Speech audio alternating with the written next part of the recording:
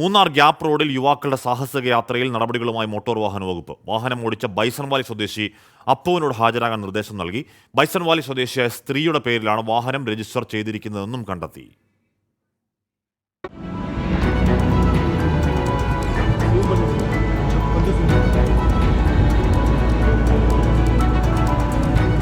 ബൈസൺവാലി സ്വദേശിനിയുടെ പേരിൽ രജിസ്റ്റർ ചെയ്തിട്ടുള്ള KL 025753 എന്ന മാരുതി സെൻകാറിലാണ് യുവാക്കളുടെ സാഹസിക യാത്ര.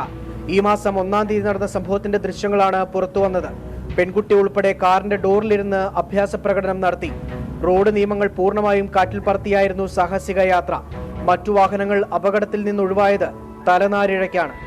വാഹനം ഓടിച്ച ബൈസൺവാലി സ്വദേശിയായ അപ്പുവിനോട് ഹാജരാകാൻ മോട്ടോർ വാഹന വകുപ്പ് ആവശ്യപ്പെട്ടു. ഇടുക്കി എൻഫോഴ്സ്മെന്റ് സ്ക്വാഡിന്റെ അന്വേഷണ റിപ്പോർട്ട് ഇന്ന് തന്നെ എൻഫോഴ്സ്മെന്റ് RTOയ്ക്ക് കൈമാറും. തുടർന്ന് കൃത്യമായ നടപടി സ്വീകരിക്കുമെന്നും മോട്ടോർ വാഹന വകുപ്പ് വ്യക്തമാക്കി.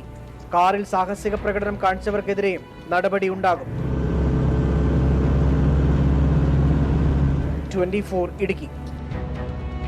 വിധി ദിനത്തിൽ 24 മാജിക് ജൂൺ 4-ാം തീയതി ചൊവ്വാഴ്ച രാവിലെ 5 മണി മുതൽ 24-ൽ.